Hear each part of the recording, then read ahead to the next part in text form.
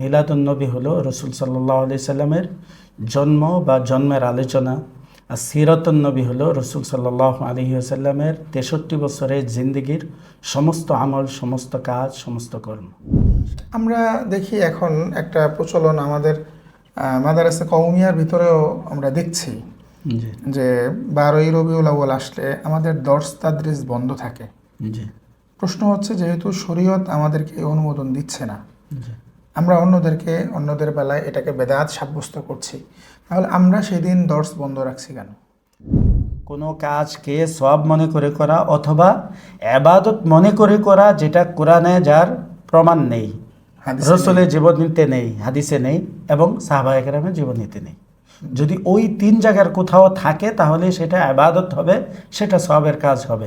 এর পরবর্তীতে তৈরি করে যদি সওয়াব মনে করা হয় বা ইবাদত মনে করা হয়, সেটাই বেদাত হবে। তাহলে সাহাবায়ে কেরাম রসুলের সবচেয়ে প্রিয় ব্যক্তি, যারা রসুলের সাথে ছিলেন, রসুলের সবচেয়ে ভালোবাসার পাত্র যারা ছিলেন, তারা কি একবারও মিলাদুন্নবী পালন করেছেন এই সিস্টেমে? শরীয়ত যেই বিষয়ের জন্য যেই দিনটাকে, যেই সময়টাকে নির্ধারণ করেছে, এটাই নির্ধারিত। এর অতিরিক্ত কোনো বিষয়কে নির্ধারিত সময়ে করা, নির্ধারিত দিনে করা, এটাকে জরুরি মনে করা, এটা শরীয়ত বিরোধী কাজ। শরীয়ত এটাকে সমর্থন করে না। যেমন জন্মদিন পালন করা, মৃত্যু দিবস পালন করা, সাথে সাথে আপনার ওই যে বিবাহের দিনকে পালন করা বছরে একবার, আরও বিভিন্ন দিবস পালন করা, 40 পালন করা, 4 দিন পালন করা, এগুলো শরীয়তে নাই।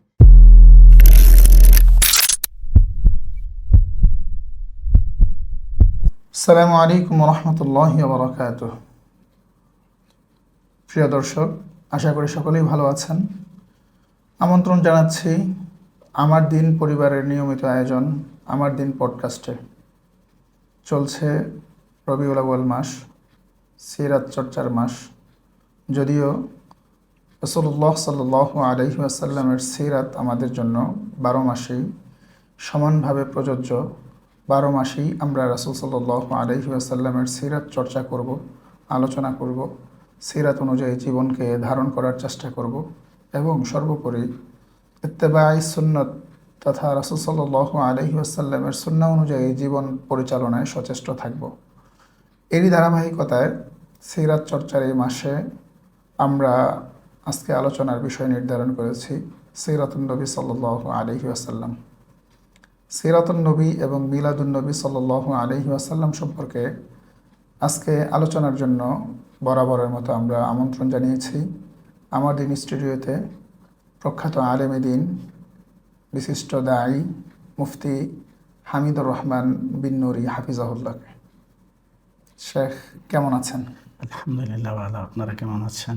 আলহামদুলিল্লাহ, আল্লাহর মেহেরবানি আমরা সকলেই ভালো আছি। আলহামদুলিল্লাহ। শুরুতেই আপনাকে আমার দিন পরিবারের পক্ষ থেকে মোবারকবাদ জানাচ্ছি। আপনি আমাদেরকে নিয়মিত সময় দিচ্ছেন এবং আজকে উম্মার জন্য অত্যন্ত গুরুত্বপূর্ণ একটি বিষয় রাসূলুল্লাহ সাল্লাল্লাহু আলাইহি ওয়াসাল্লামের সিরাত ও মিলাদ নিয়ে আমরা আলোচনার চেষ্টা করব। ইনশাআল্লাহ। শুরুতেই আমরা জানতে চাচ্ছি সিরাতুন নবী সাল্লাল্লাহু আলাইহি ওয়াসাল্লাম ও মিলাদুন নবী সাল্লাল্লাহু আলাইহি ওয়াসাল্লামের পরিচয় সম্পর্কে। সমাজে এই বিষয়ে অনেক ধরনের আলোচনা আমরা শুনি, অনেক ধরনের চিন্তার সাথে পরিচিত হই বা কর্মের সাথে পরিচিত হই। আসলে এই দুইটা বিষয়ের পরিচয় যদি আমাদেরকে একটু উল্লেখ করতেন। নাহমাদুহু ওয়া নুসাল্লি আলা রাসূলিহিল কারীম, আম্মা বাদ। জি, অত্যন্ত গুরুত্বপূর্ণ একটি বিষয় রাসূল সাল্লাল্লাহু আলাইহি ওয়াসাল্লামের সিরাত এবং মিলাদ। মিলাদ হলো রাসূল সাল্লাল্লাহু আলাইহি ওয়াসাল্লামের জন্ম। মিলাদুন্নবী মানে আমাদের নবী সাল্লাল্লাহু আলাইহি ওয়াসাল্লামের জন্ম নিয়ে আলোচনা, জন্ম সম্পর্কে জানা, জন্ম সম্পর্কে মানুষকে জানানো। এটা একটা বরকতময় জিনিস। এটা আল্লাহ রসুল সাল্লাল্লাহু আলাইহি সাল্লামের জন্ম কিভাবে হয়েছে, জন্মের আগের অবস্থা, পরের অবস্থা, অর্থাৎ মিলাদুন্নবী হলো রসুল সাল্লাল্লাহু আলাইহি ওয়াসাল্লামের জন্ম বৃত্তান্ত। আর সিরাতুন্নবী হলো রসুল সাল্লাল্লাহু আলাইহি ওয়াসাল্লামের জন্মের পর থেকে নিয়ে মৃত্যু পর্যন্ত 63 বছরের একটি জীবন, একটি জীবন ইতিহাস, একটি জীবন বিধান, বা রসুল সাল্লাল্লাহু আলাইহি সাল্লামের 63 বছরের জিন্দেগি, তাকে বলা হয় সিরাতুন্নবী। এর মধ্যে সমস্ত আমল, রসুল সাল্লাল্লাহু আলাইহি সাল্লামের আখলাক, এ সব কিছুই অন্তর্ভুক্ত। তাহলে আমরা বুঝতে পারলাম যে মিলাদুন্নবী হলো রসুল সাল্লাল্লাহু আলাইহি সাল্লামের জন্ম বা জন্মের আলোচনা, আর সিরাতুন্নবী হলো রসুল সাল্লাল্লাহু আলাইহি সাল্লামের 63 বছরের জিন্দেগির সমস্ত আমল, সমস্ত কাজ, সমস্ত কর্ম। শেখ, তাহলে সিরাতুন নবী ও মিলাদুন নবীর পরিচয় আমরা জানতে পেরেছি। বাকি সিরাতুন নবী ও মিলাদুন নবীর গুরুত্ব সম্পর্কে যদি আমাদেরকে বলতেন, আসলে কোনটা আমাদের জন্য গুরুত্বপূর্ণ বা কোন বিষয়ে আমাদের কোনো কিছু করার আছে কি না, সেটা একটু উত্থাপন করেন। মিলাদুন্নবী এটা আল্লাহ রসুলের জন্ম নিয়ে আলোচনা, এটা একটা বরকতময় বিষয়। এটা জানার মাধ্যমে আমরা আল্লাহ রসুল সাল্লাল্লাহু আলাইহি ওয়াসাল্লামের প্রতি আমাদের ভক্তি, ভালোবাসা এগুলো বাড়বে এবং আমরা জানতে পারবো রসুল সাল্লাল্লাহু আলাইহি সাল্লামের জন্মের আগের তার আম্মার অবস্থা কী ছিল, পৃথিবীর কী অবস্থা ছিল, পরিস্থিতি কেমন ছিল, দুনিয়াতে কিভাবে তিনি আগমন করেছেন, কি অবস্থাতে ছিলেন, এটা নিয়ে। এটা আসলে আমলের কোনো বিষয় না, এটা জানার বিষয়, বরকতময় বিষয় জানা, কিন্তু এটা ফরজ, ওয়াজিব এই ধরনের আমলের কোনো বিষয় না। কিন্তু সিরাতুন নবী রসুল সাল্লাল্লাহু আলাইহি ওয়াসাল্লামের নবুয়তের আগের 40 বছর, নবুয়তের পরে মক্কার 13 বছর যেটাকে মাক্কি জিন্দেগি বলা হয়, এবং হিজরতের পরের 10 বছর যেটাকে মাদানী জিন্দেগি বলা হয়। রসুল সাল্লাল্লাহু আলাইহি সাল্লামের এই জীবনের 3টি ধাপ আছে। একটি হলো কবলান নবুয়া, অর্থাৎ নবুয়ত পাওয়ার আগের সময়টা, সেটা ছিল 40 বছর, এবং নবুয়তের পরে রসুল সাল্লাল্লাহু আলাইহি সাল্লাম মক্কাতে অবস্থান করেছেন 13 বছর, সেটাকে বলা হয় মাক্কি জিন্দেগি। এবং মক্কা থেকে মদিনায় হিজরতের পরে রসুল সাল্লাল্লাহু আলাইহি সাল্লাম পৃথিবীতে ছিলেন 10 বছর, এটাকে বলা হয় মাদানী জিন্দেগি। এটা আমাদের মানার বিষয়, অনুসরণের বিষয়, এটা উম্মতের জন্য ফরজ বিষয় যে রসুল সাল্লাল্লাহু আলাইহি ওয়াসাল্লামের সিরতগুলি জানা, সেই অনুযায়ী নিজের জীবন যাপন করা। কিন্তু মিলাদের মধ্যে এটা না। তো এখন যেটা আমরা আমাদের মাঝে দেখা যায় যে মিলাদের যে গুরুত্বটা দেওয়া হয়, মিলাদকে জানা, মিলাদ পড়া, আসলে মিলাদ তো পড়ার বিষয় না, এটা আলোচনার বিষয়, এটা জানার বিষয়। যেটা প্রচলিত যে মিলাদুন্নবী বলা হয়, এটা দেখা যায় যে কিছু শের, আশার, কবিতা পড়া হয়, সাথে সাথে দুরুদ সালাম পড়া হয়। এটা তো মিলাদের সাথে এটার কোনো সম্পর্ক নাই, এটা মিলাদ না। মিলাদ হলো রসুল সাল্লাল্লাহু আলাইহি সাল্লামের জন্ম নিয়ে আলোচনা করা, সেটা সম্পর্কে জানা, রসুল সাল্লাল্লাহু আলাইহি সাল্লাম আসার আগের অবস্থা, রসুল সাল্লাল্লাহু আলাইহি সাল্লাম কীভাবে দুনিয়াতে আগমন করলেন, এই বিষয়টা। এখানে উম্মতের মানার কোনো বিষয় না, এবং এটা সম্ভব না। রসুল সাল্লাল্লাহু আলাইহি সাল্লামের আগে, মানে দুনিয়াতে আসার পূর্বে তার মার যে অবস্থা ছিল, যে তিনি অসুস্থ হন নাই, কষ্ট হয় নাই, বাহ্যিকভাবে বোঝা যায় নাই যে তার পেটে বাচ্চা আছে, এই সমস্ত বিষয়গুলো, এবং কিছু অলৌকিক ঘটনা পৃথিবীতে ঘটেছে রসুল সাল্লাল্লাহু আলাইহি সাল্লামের আসার আগে।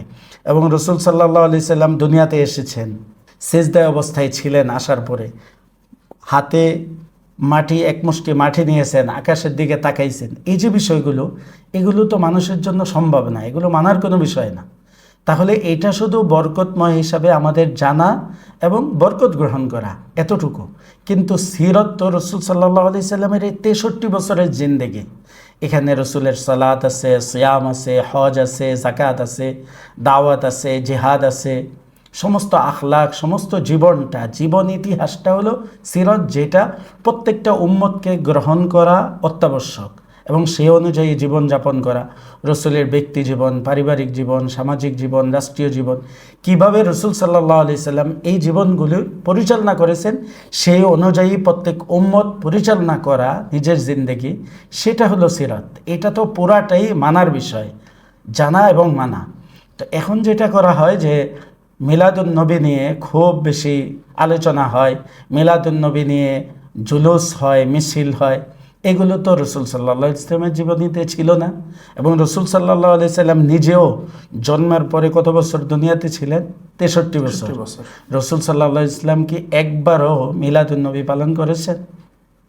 জন্ম পালন করেছেন? করেন নাই। এবং রসুল সাল্লাল্লাহু আলাইহি সাল্লামের সবচেয়ে প্রিয় যে সাহাবী ছিলেন হযরতে আবু বকর সিদ্দিক রাদিয়াল্লাহু তাআলা আনহু, রসুলের ইন্তেকালের পরে উনি খলিফা হয়েছেন। 2 বছর 3 মাস 10 দিনের মতো পৃথিবীতে ছিলেন। 2 বার তো রসুলের জন্মদিন পেয়েছেন উনি, কিন্তু কখনো কি এটা পালন করেছেন? হাদিসের কিতাবে, সিরাতের কিতাবে কোথাও নেই। ঠিক ঠিক ওনার পর হজরতে ফারুক আজম রাজিয়াল্লাহু তাআলা আনহু 10 বছর পৃথিবীতে রাষ্ট্র পরিচালনা করেছেন। 10 বার রসুলের জীবন মানে জন্মদিনটা পেয়েছেন।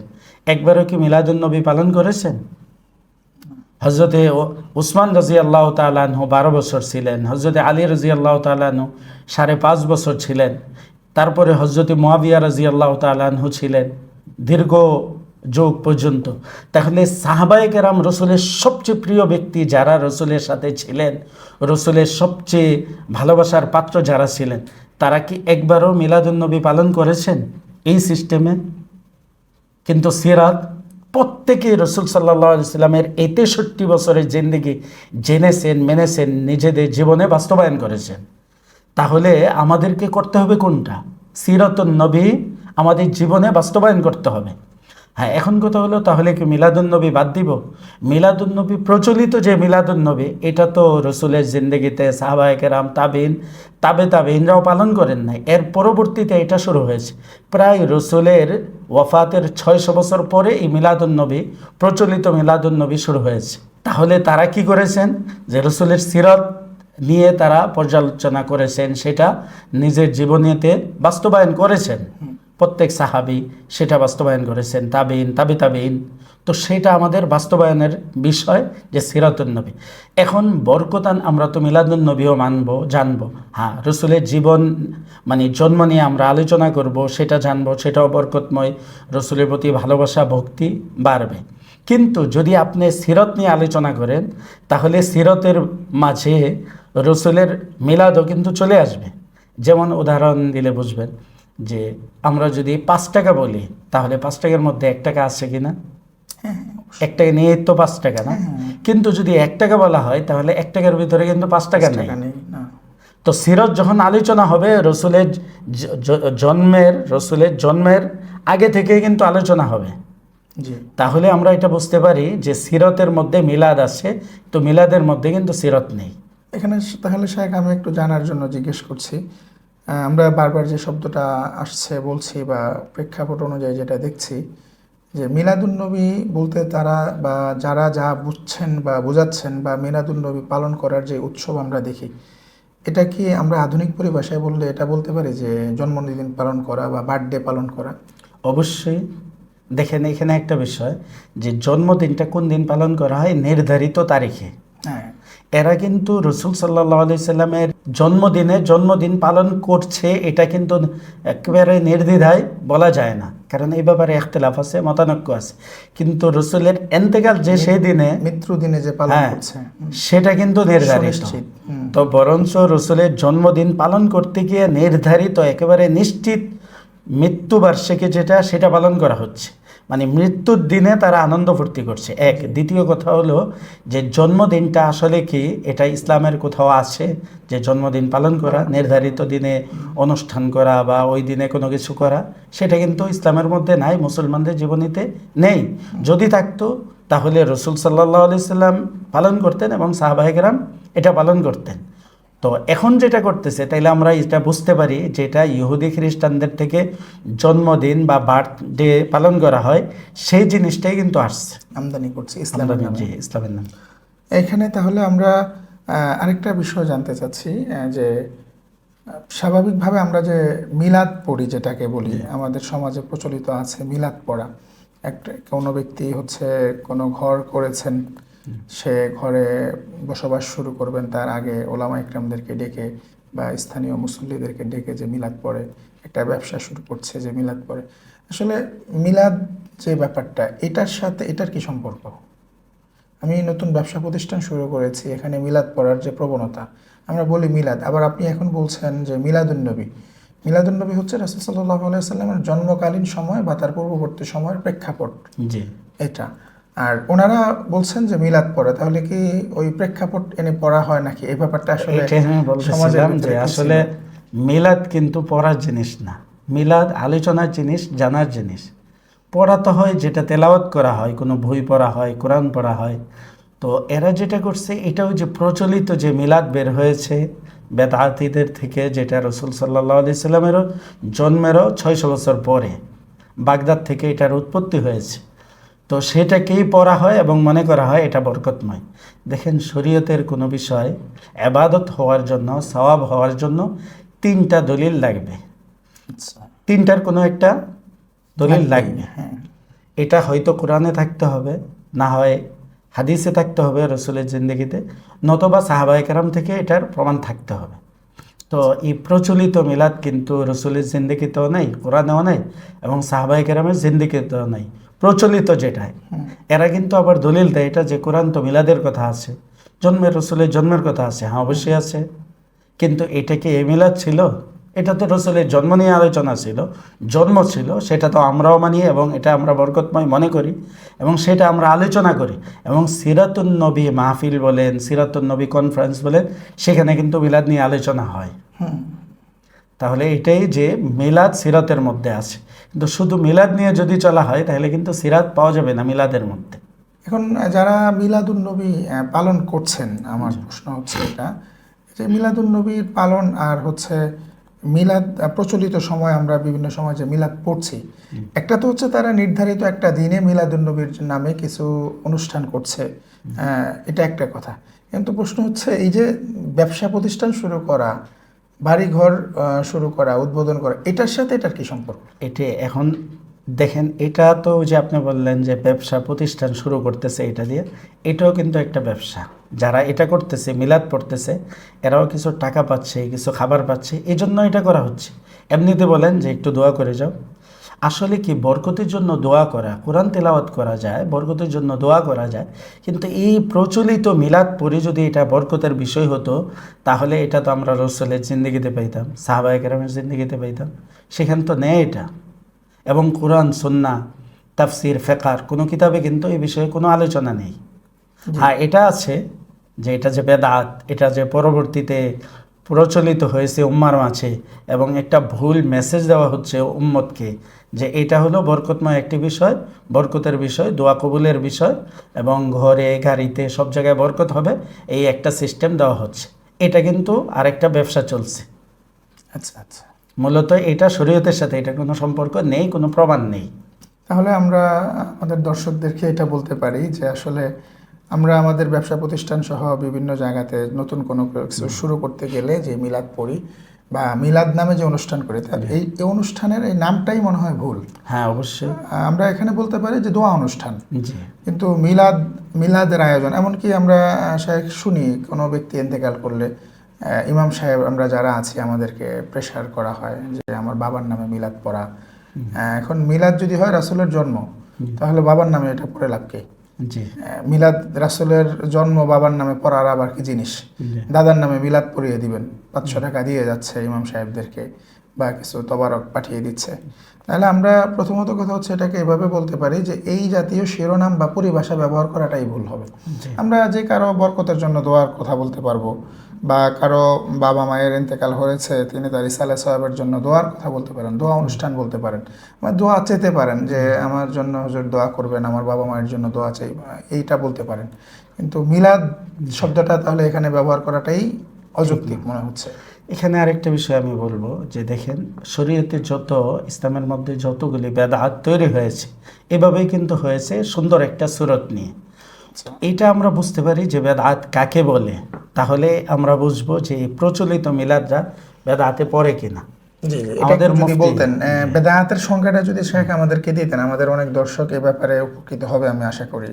জি, বেদাতের সংজ্ঞা ফুকাহায়ে কেরাম দিয়েছেন, এবং বিশেষভাবে বর্তমান জামানা যাকে সবচেয়ে বড় ফকি বলা হয়, আল্লামা তকি উসমানী হাফিজাহুল্লাহ, উনিও ওনার কিতাবে লিখেছেন যে বেদাত হলো কোনো কাজকে সব মনে করে করা অথবা কোনো ইবাদত মনে করে করা, কোনো কাজ যার প্রমাণ কোরআন সুন্নাতে নাই, সাহাবায়ে কেরামের জীবনীতে নাই। কেউ এটাও বলেছেন যে বেদাত হলো ওই ইবাদত, বেদাত হলো ওই ইবাদত যেটা কোরআনেও নাই, রসুলও করেন নাই, সাহাবায়ে কেরামও করেন নাই। অর্থাৎ সাহাবীদের জামানার পরবর্তীতে এটা তৈরি হয়েছে। তো অনেকে এখানে দেখবেন যে আবার বলবে যে রসুলের জামানায় কোনো কিছু ছিল না, তাইলে কি বেদাত হয়ে যাবে? তো আপনারা যে কওমি মাদ্রাসায় ওই যে পাঁচকল্লি টুপি দেন, লম্বা জামা পরেন, তাহলে এটাও তো রসুলের জামানায় হয়তো এটা ছিল না। তাইলে এখানে কিন্তু শর্ত দেওয়া হয়েছে সব মনে করে করা অথবা ইবাদত মনে করে করা। কোনো কাজকে সওয়াব মনে করে করা অথবা ইবাদত মনে করে করা, যেটা কোরআনে যার প্রমাণ নেই, হাদিসে রসুলের জীবনীতে নেই, হাদিসে নেই এবং সাহাবায়ে কেরামের জীবনীতে নেই। যদি ওই তিন জায়গার কোথাও থাকে তাহলে সেটা ইবাদত হবে, সেটা সওয়াবের কাজ হবে। এর পরবর্তীতে তৈরি করে যদি সওয়াব মনে করা হয় বা ইবাদত মনে করা হয়, সেটাই বেদাত হবে। তাহলে আমরা এটা বুঝতে পারি যে এই 600 বছর পরে যে প্রচলিত মিলাদ তৈরি হয়েছে, এটা বেদাতের অন্তর্ভুক্ত, কারণ এটাকে সওয়াব মনে করে বা একটা ইবাদত মনে করে করা হচ্ছে। তাহলে শেখ, আমরা যে পরিধেয় যে বস্ত্র, একটু আগে আপনি যেটা উদাহরণ দিয়েছেন যে পাঞ্জাবির কথা, যে পাঞ্জাবি বা টুপি যেটা আমরা বর্তমান পড়ছি, যে এই অবয়বে রাসূলুল্লাহর জমানায় ছিল না। জি, এখন আমরা এইভাবে যে পড়ছি, তাহলে এটা কি আমাদের সওয়াবের অন্তর্ভুক্ত হবে না? বা সওয়াব, এই ব্যাপারটার সাথে সওয়াবের বিষয়টা কিভাবে মূল্যায়ন করবেন? না, এটাকে সুন্নাহ মনে করে বা এটাকে আবাদত মনে করে তো আমরা করছি না। যেমন পোশাকের ব্যাপারে ওলামায়ে কেরাম বলছেন যে জামানার মুত্তাকি ওলামায়ে কেরাম যেই পোশাক পরে এটাই সুন্নাহর অন্তর্ভুক্ত হবে। ঠিক আছে, রসুল যেই কাপড়টা পরেছেন হবু তেমনই হতে হবে, এটা তো জরুরি না। ওটা তো পাওয়াও যাবে হ্যাঁ, না, পাওয়া যাবে না এবং এটা বোঝাও রাসূল যে যাবে না। কাপড় পরেছেন ওই হ্যাঁ, কাপড় জি। তার এখন সম্ভব না পাওয়া, জি, বা জি। কালের পরিক্রমায় তো এটা অসম্ভব জি, পর্যায়ের। জি। তো এই জন্য এটাকে আমরা আবাদত মনে করে তো আর করছি না বা সওয়াবের মনে করে করছি না যে এটা পরলেই সওয়াব হবে। টুপি পরা সুন্নত আমরা মনে করি, ঠিক আছে, এই জন্য আমরা টুপি পরি, যে কোনো ধরনের টুপি পরা যেতে পারে। আর নিসপে সাক জামা পরা, কাপড় পরা, এটা ওলামায়ে কেরাম বলেন, সেটা আমরা করি। কিন্তু একেবারে হুবহু এতটুকু মানে ভাড়া থাকতে হবে জামা, বা এতটুকু শিলি থাকতে হবে, ঠিক আছে, এতটুকু লম্বা থাকতে হবে, মানে এটাকে তো আমরা সওয়াবের মনে করি না বা এটাকে আবাদত মনে করি না। তো এখানে তো আমরা এতটুকু মনে করি যে হক্কানি ওলামায়ে কেরাম, মুত্তাকি ওলামায়ে কেরাম যেই ধরনের পোশাক পরেন সেইটাকে উম্মতকে বলা হয় পরার জন্য, ঠিক আছে, এটা কোনো আবাদত মনে করে পড়া না। তাহলে কেউ যদি রাসূল সাল্লাল্লাহু আলাইহি ওয়াসাল্লামের একেবারে পুঙ্খানুপুঙ্খ অনুসরণ করতে চান, জি, পোশাক আশাক সহ অন্যান্য ক্ষেত্রে, জি, তিনি সেই অনুসরণ কিভাবে করবেন? এটা ওই জামানার যে মুত্তাকি ওলামায়ে কেরাম থাকবেন, হক্কানি ওলামায়ে কেরাম থাকবেন, তাদের অধিকাংশরা যে ধরনের পোশাক পরে সেটাই সাধারণ মানুষ পরবে, সেটাই রসুলের অনুসরণ হবে। কারণ তারাই রসুলের জীবন নিয়ে, রসুলের সামাইল নিয়ে পড়েন, আলোচনা করেন এবং চেষ্টা করেন সেই অনুযায়ী চলার জন্য, এই জন্য তাদের অনুসরণ করা। তাহলে আমরা প্রচলিত যে পোশাক পরিধান করি, জি। আমরা এটা সুনিশ্চিতভাবে বলতে পারবো না যে এটাই রাসূল সাল্লাল্লাহু আলাইহি ওয়াসাল্লাম পড়েছেন বা এইভাবেই জি, পড়েছেন। জি, যেমন আপনি নিসফে সাকের কথা আলোচনা করেছেন। নিসফে সাক যেটা আছে, যে আমরা অনেক ওলামা একরামকেই নিসফে সাক পরিধান করতে দেখছি না, আরও বড় পরিধান করছেন। অনেকে হচ্ছে নিসফে সাক পরিধান করছেন, আবার কেউ হচ্ছে নিসফে সাকের ভিতরে গোল পরিধান করছেন, কেউ হচ্ছে কাটা পরিধান করছেন। তো এই যে তারতম্যের ব্যাপারটা, সেক্ষেত্রে আমরা এটাকে সমন্বয় করব কিভাবে? দেখেন, আমাদের ওলামায়ে কেরামের মধ্যে কেউ আছেন যে তারা নিসফে সাক জুব্বা পরেন, গোল জামা যেটা পুরাটাই শিলি থাকে। কেউ পড়ছেন যে হাঁটু পর্যন্ত শিলি, তারপরে নিসফে সাক পর্যন্ত বাকিটা ভাড়া থাকে, ঠিক আছে। জি, জি। কেউ একেবারে কোমর থেকেই কি ভাড়া থাকে। মূল বিষয়টা হলো এখানে যে রাসূল সাল্লাল্লাহু আলাইহি ওয়াসাল্লামের যে সুন্নাহ, এটা হলো ঢোলা ঢালা কাপড় পরা। রাসূল সাল্লাল্লাহু আলাইহি ওয়াসাল্লাম সাদা কাপড় পছন্দ করতেন, সেটাও চেষ্টা করা। তারপরে নিসফে সাক পরতেন, নিসফে সাকের পরে রাসূল সাল্লাল্লাহু আলাইহি ওয়াসাল্লাম জামা কাপড় পরতেন। এটাকে যদি সীমানা ধরা হয়, বাস, এখন যে কোনো কাপড় হতে পারে, এটা সুন্নাহর অন্তর্ভুক্ত হবে, ঠিক আছে। একেবারে এতটুকু শিলে থাকতে হবে এটা জরুরি না। এজন্য এটা কেউ বলেন না, প্রত্যেকে চিন্তা করেন যে সুন্নাহর কাছাকাছি যে বিষয়টা হবে। কেউ এভাবে চিন্তা করেছেন যে আমার শিলেই থাকবে একেবারে নিসফে সাক পর্যন্ত, জামাটা গোল জামা থাকবে। কেউ চিন্তা করেছেন না জামাটা হবে নিসফে সাক পর্যন্ত, যেহেতু ভিতরে পায়জামা বা লুঙ্গি থাকে, সুতরাং কোমর পর্যন্ত ভাড়া থাকলে সমস্যা নাই। কেউ চিন্তা করেছেন যে হাঁটু পর্যন্ত ভাড়া থাকুক, বাকি মানে বাকিটা শিলে থাকবে। তো এইটাতে কোনো সমস্যা নেই, এটা কোনো সমস্যা নেই, ঠিক আছে? এই পর্যায়ে আমি শেখ জানতে চাইব, আসলে সিরাতুন নবী এবং মিলাদুন নবী দুইটা অংশ। আসলে আমি আপনার কথা থেকে এখনো পর্যন্ত যতটুকু বুঝতে পেরেছি যে মিলাদ হচ্ছে আমাদের জন্য জানার একটা বিষয়, আলোচনা বরকতের জন্য আমরা করব। বাকি অনুসরণের বিষয় হচ্ছে আমাদের জন্য সিরাতুন নবী সাল্লাল্লাহু আলাইহি ওয়াসাল্লাম। এই অনুসরণের জায়গা থেকে সিরাতুন নবী নিয়ে যদি কিছু উদাহরণ বা আলোচনা করতেন আমাদের জন্য সহজ হতো। রসুল সাল্লাল্লাহু আলাইহি সাল্লামের 63 বছরের জিন্দেগি হলো সিরাতুন নবী বা সিরাত, জীবন ইতিহাস। সেখানে দেখেন রসুলের শুরু থেকে নিয়ে 40 বছর পর্যন্ত রসুল আল আমিন ছিলেন, জি সাদেক ছিলেন, সত্যবাদী ছিলেন, উত্তম আখলাকের অধিকারী ছিলেন। জি। এই সবগুলো সিরাতের অন্তর্ভুক্ত। হ্যাঁ, এগুলো আমাদের গ্রহণীয় বিষয়। নবুয়তের পরে রসুল সাল্লাল্লাহু আলাইহি সাল্লাম দাওয়াতের কাজ করেছেন, দাওয়াত দিয়েছেন, এটা সিরাতুন নবী। রসুল সালাত আদায় করেছেন, সিরাতুন নবী। রসুল সিয়াম আদায় করেছেন, সিরাতুন নবী। রসুল যাকাত দিয়েছেন, সিরাতুন নবী।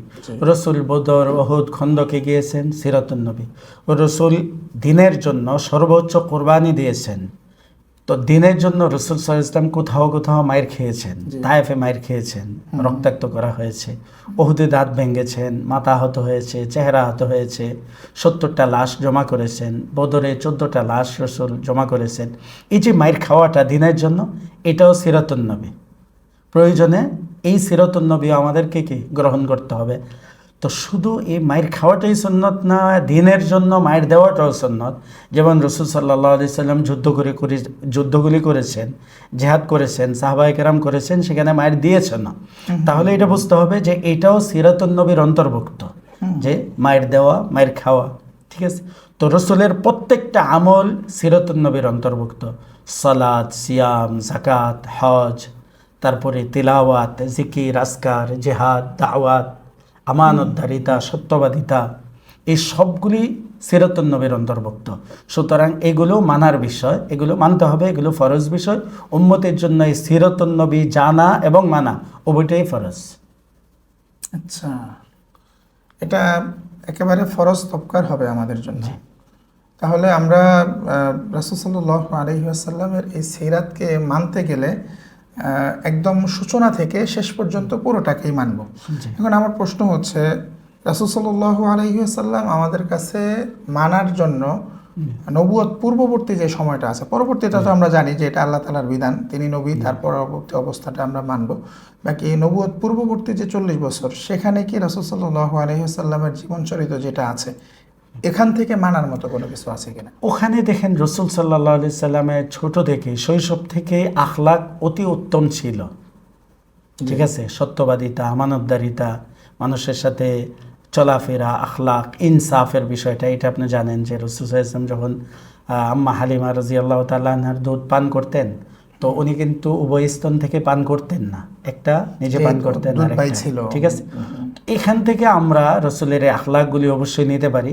এজন্য এটাও বলা হয় যে রসুল সাল্লাল্লাহু আলাইহি ওয়াসাল্লামের যে 40 বছরের জীবন, নবুয়তের আগে জীবন, এটা নবুয়তের দলিল। আর বাকি 23 বছরের যে জিন্দেগি, এটা হলো শরীয়তের দলিল।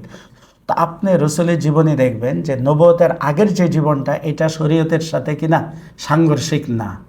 যেগুলো মানুষ করে, যেমন ইসলাম আসার পূর্বে মানুষ শিরক করত, বেদাত করত, কুফর করত, রসুল এগুলি করেন নাই, কখনই করেননি। তো রসুলের জন্মের পর থেকে জীবনটা কি ছিল? পবিত্র ছিল একেবারে।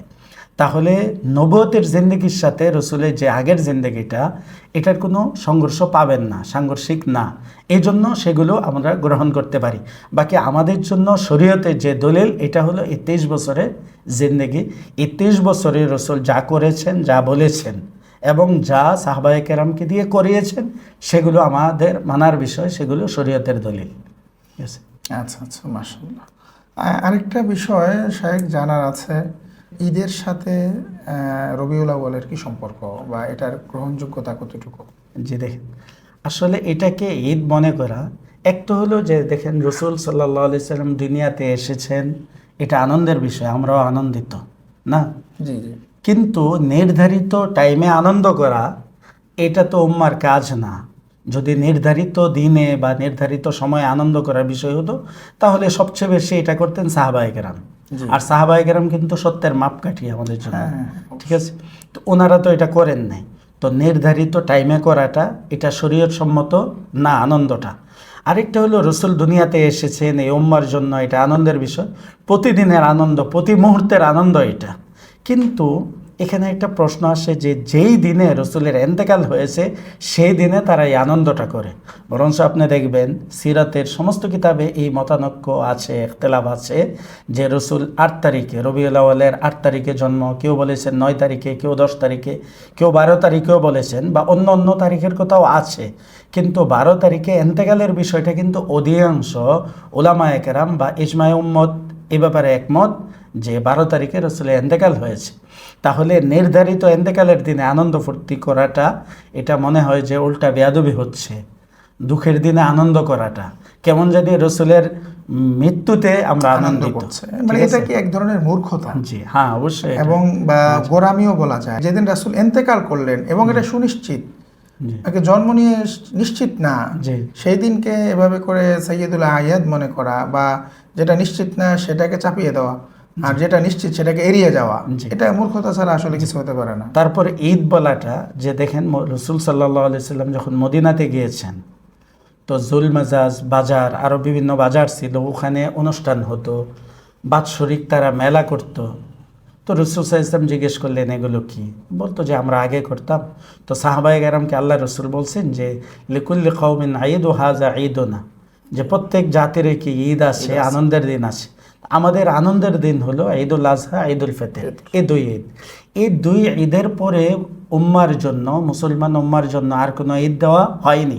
তবে একটা আছে, রসুল বলেছেন সাপ্তাহিক ঈদ, এটা হলো জুমার দিন, এটা হলো উম্মতের সাপ্তাহিক ঈদ। বাকি বাৎসরিক যে ঈদ, এই দুইটা ঈদ নির্ধারিত, এর বাইরে কোনো ঈদ নেই।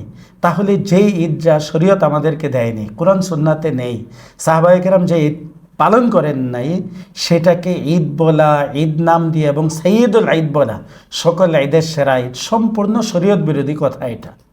এখন রসুল বললেন যে কোরবানির ঈদ আর রোজার ঈদ, ঈদুল ফিতর, ঈদুল ফিতর, ঈদুল আজহা, সেটাকে বাদ দিয়ে এটার উপরে সাইয়্যিদুল ঈদ বা ঈদুল আয়াদ, সকল ঈদের সেরা ঈদ বলা রসুলের জন্মদিনকে, এটা সম্পূর্ণ শরীয়ত বিরোধী কথা।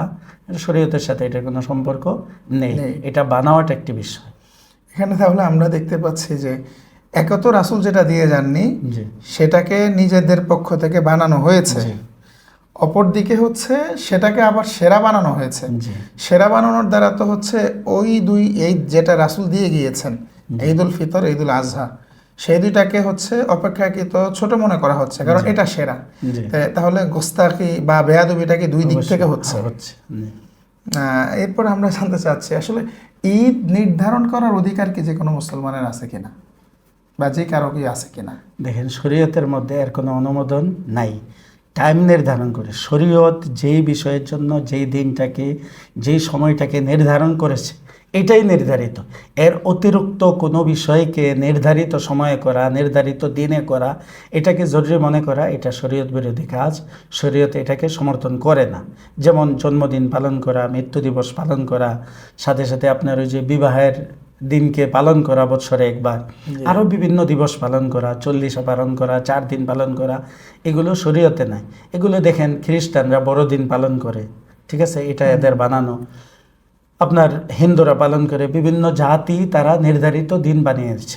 তো আজকেও মুসলমান কোনো নেতার জন্মদিন পালন করে, মৃত্যু দিবস পালন করে, বিভিন্ন দিবস, মা দিবস, বাবা দিবস, এগুলো শরীয়তের সাথে এটির কোনো সম্পর্ক নাই।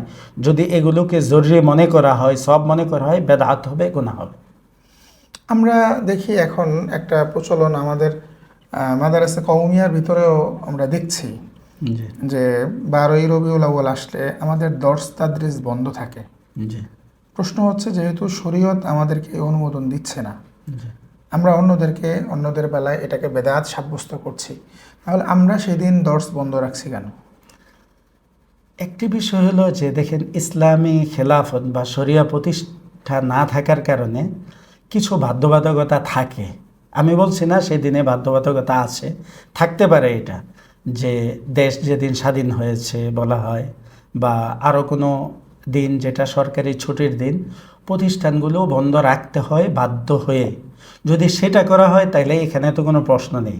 যদি সেটা না করে আমরা মনে করি যে আজকে রবিউল আউয়াল বা মুহররম, এই জন্য এটাকে পালন করার জন্য দর্স তাদরিস বন্ধ রাখা, তাহলে এটা তো শরীয়তের সাথে সাংঘর্ষিক হবে, এটা ঠিক হবে না। ঠিক আছে। তো এই জন্য অনেক জায়গায় আমরা দেখি আমাদের মুরব্বীরা এটা করেন যে যেখানে বাধা হতে পারে, যে আজকে যদি দর্স তাদরিস বন্ধ না রাখা হয় তাহলে এটা বাইরে থেকে চাপ আসতে পারে, সরকারের পক্ষ থেকে চাপ আসতে পারে, এই জন্য ওই ফেতনা থেকে বাঁচার জন্য এটা ওনারা করেন। সেটা হতে পারে, এটা তো আর কোনো সমস্যা নেই। কিন্তু রবিউল আউয়াল পালন করার জন্য বা বিভিন্ন দিবস পালন করার জন্য বা কোনো নেতার জন্মদিন পালন করার জন্য যদি এটা করা হয় তাহলে তো এটা ঠিক হবে না, এটা শরীয়তসম্মত হবে না। না, এটা শাহেখ আপনি যেটা বলেছেন যে কোনো দিবস পালন করার জন্য, সেটা যেমন প্রচলিত রাজনৈতিক যে সমস্ত দিবসগুলো আছে সেটার ক্ষেত্রে তাদের বাধ্যবাধকতা থাকতে পারে, এতটুকু আমরা মেনে নিচ্ছি। যদিও সেটা আমাদের ইচ্ছার বিরুদ্ধে জি। রাষ্ট্রীয় চাপানো কোনো বিষয় থাকতে পারে। কিন্তু যেখানে আমরা মসজিদের জুমাতে আলোচনা করছি 12ই রবিউল আউয়াল বলতে মানে রাসূল সাল্লাল্লাহু আলাইহি সাল্লামের জন্মদিন পালন করা কিংবা সেই দিন হচ্ছে ঈদে মিলাদুন্নবী পালন করার যে প্রবণতা আছে সেটার বিরুদ্ধে আমরা জোর গলা আলোচনা করছি। কিন্তু রাষ্ট্রীয়ভাবে এই সমস্ত দিনগুলোতে আমাদের মাদ্রাসাগুলো বন্ধ করার এরকম কোনো নজির কি রাষ্ট্রীয়ভাবে আছে কিনা সেটা আমার ব্যক্তিগতভাবে জানা নেই, সেটা যদি বলতেন। এটা আমার মনে হয় নেই। তাহলে আমরা যারা বলছি আমরা কেন সেই দিন বা আমাদের বিভিন্ন সংগঠন যেমন আমাদের শিক্ষা বোর্ড হোক অন্য কোনো জায়গা থেকে হোক তারা বিবৃতি দিয়ে এই সমস্ত দিনগুলোতে হচ্ছে ছুটির ব্যবস্থা করেন বা বন্ধ রাখেন, তাহলে এইটা কি আমাদের দ্বিচারিতা কিনা? আসলে বিষয়টা হলো বড়রা যেহেতু করতেছেন সেখানে তো আমরা বেয়াদবি করতে পারি না। তবে এতটুকু বলতে পারি যে আমাদের যে কোনো কাজ শরীয়তের সাথে সম্পৃক্ত থাকতে হবে, শরীয়ত সম্মত হতে হবে। যেমন এই যে বললাম যে আমরা দিবসটা পালন করব, এটা কি কোরআন সুন্নায় আছে? রাসূল সাল্লাল্লাহু আলাইহি ওয়াসাল্লাম পালন করেছেন। সাহাবায়ে কেরামের জিন্দেগিতে প্রায় 100 বছর পর্যন্ত সাহাবায়ে কেরাম কি পালন করেছেন? যদি না হয় বাস আমরা এটা বাদ দিয়ে দিব, এটা আমরা করব না। তো এই জন্য আমাকে মানে একটু সাহস নিয়ে আমি বলে ফেলি বিষয়টা, যে অনেক বিষয় আছে যে আমরা প্রতিষ্ঠানকে ঠিক রাখতে গিয়ে অনেক এলেম আমরা বাদ দিই, আর অনেক এলেমকে আমরা বাদ দেই, মানে আমলকে বাদ দেই এলেমের জন্য। অর্থাৎ আমল ছেড়ে দেই এলেমের দোহাই দিয়ে, এলেম ছেড়ে দেই প্রতিষ্ঠানের দোহাই দিয়ে। তো অনেক কিছু আমরা প্রতিষ্ঠানের খাতিরে দেখা যায় যে প্রতিষ্ঠানের কোনো সেক্রেটারি সভাপতি হবে বা কমিটির কেউ হবে, রাষ্ট্রীয় কোনো নেতা, সরকারি কোনো নেতা, সে চাপ দিবে, এগুলো তো আমাদের অবশ্যই পরোয়া করার কোনো বিষয় নেই। ভাই আমরা শরীয়তের উপর থাকবো, এরপরে কি হবে না হবে সেটা আল্লাহ দেখবেন। আমাদেরকে শরীয়ত সম্মতভাবে সমস্ত কাজ করে যেতে হবে। মুরব্বীরা কেন করেন, কিভাবে করেন এটা তো আমার জানা নেই। বাকি যদি শরীয়তের সাথে সাংঘর্ষিক হয় অবশ্যই এটা করা যাবে না, আমরা এটা করব না।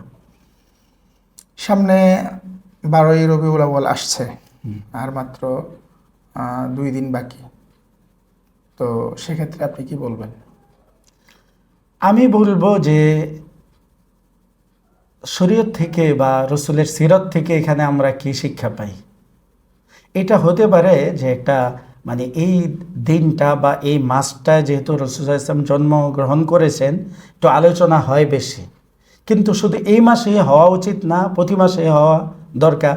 যেমন আমাদের একজন উস্তাদ বলছিলেন যে দেখো রাসূল সাল্লাল্লাহু আলাইহি সাল্লামের সিরত প্রতি সপ্তাহে আলোচনা হয়, ইমামরা মসজিদে নামাজের আলোচনা করে, সুদের বিরুদ্ধে আলোচনা করে, ঘুষের বিরুদ্ধে আলোচনা করে, জিনার বিরুদ্ধে আলোচনা করে, ব্যভিচারের বিরুদ্ধে আলোচনা করে, ঠিক আছে, অন্যায়ের বিরুদ্ধে আলোচনা করে এবং শরীয়তের বিষয়গুলো আলোচনা করে। এই সবগুলো সিরাতের অন্তর্ভুক্ত। সিরাতের আলোচনা প্রতিদিনে হয়। ওই মাসকে ওই দিবসকে নির্ধারিত করে অতিরিক্ত আলোচনার কোনো বিষয় হয় না, প্রয়োজন হয় না। তবে আমি এটা বলবো যারা মিলাদুন্নবী নিয়ে লাফালাফি করছে এদেরকে বলবো যে সিরাতুন নবী নিয়ে পড়া দরকার, জানা দরকার, সে অনুযায়ী আমল করা দরকার, সেটার মধ্যে মিলাদুন্নবীও চলে আসবে। কিন্তু এখানে আফসোসের বিষয় হলো যারা মিলাদুন্নবী নিয়ে বেশি কথা বলছে, লাফালাফি করছে, জুলুস করছে, এরা কিন্তু কেউ এমন মারাত্মক কথা বলে ফেললে যার দ্বারা ঈমান নষ্ট হয়ে যায়। বলে যে সিরাতুন নবীকে লাথি মারো আর মিলাদুন নবীকে আঁকড়িয়ে ধরো, নাউজুবিল্লাহি মিন যালিক। তো সিরাতুন নবীকে লাথি মারার কি অর্থ? যে পুরা 63 বছরের জিন্দেগি এখানে সালাত আছে, সিয়াম আছে, হজ আছে, জাকাত আছে, কোরআন আছে, হাদিস আছে, এক কথায় তো শেখ পুরা শরীয়তকে, হ্যাঁ শরীয়ত। এটা দেখেন কতটুকু মূর্খতা, জাহালত। ওই যে মূর্খতার কারণে, জাহালতের কারণেই তারা লাফালাফি করছে মিলাদুন নবী নিয়ে, ঠিক আছে। আর আমাদের অনেকে সিরাতুন নবী পালন করে এই রবিউল আউয়াল মাস আসলে, এটা হয়তো ওই যে মিলাদুন্নবীর প্রতিবাদে এটা করে থাকে, হতে পারে এটা যে তারা যেহেতু মিলাদুন্নবী করে, আমরা সিরাতুন্নবী করে বিষয়টাকে একটু স্পষ্ট করে, এটা হতে পারে। বাকি এটা আমার জানা নেই। তবে রসুলের সিরাত প্রতিদিন আলোচনা দরকার, সবসময় আলোচনা দরকার, এবং হচ্ছেও এটা, ঠিক আছে, আলহামদুলিল্লাহ। এবং আমাদের মানাও দরকার। অসংখ্য শুক্রিয়া শায়েখ। আসলে সিরাতুন নবী এবং মিলাদুন নবীর যে ধোঁয়াশা কিছু অবস্থা আমাদের মাঝে সবসময় বিরাজ করে, বিশেষ করে রবিউল আউয়ালের ক্ষেত্রে আমাদের অনেক ভাইরা ওই দিনে খুব বেশি পরিমাণে এই জাতীয় বিষয়গুলোকে নিয়ে ধোঁয়াশা সৃষ্টি করেন।